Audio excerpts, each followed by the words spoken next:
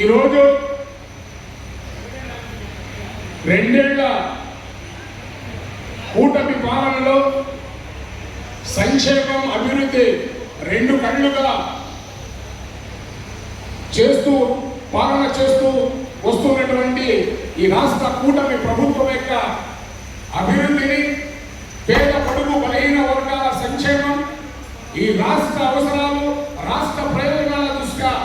చేపడుతున్నటువంటి అభివృద్ధి కార్యక్రమాలను మేము చర్చించుకుంటూ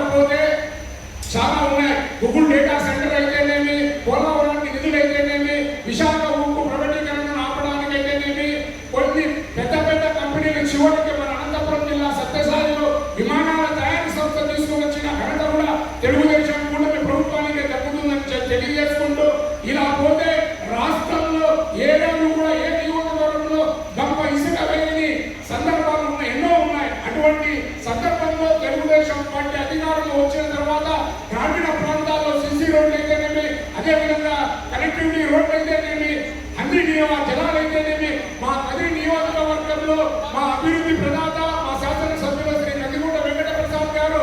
ఈ 4 ఏళ్ల 5 ఏళ్ల ప్రభుత్వంలో చేయలేని పనులన్నీ ఈ 2 ఏళ్లలో పూర్తి చేయడం జరిగింది.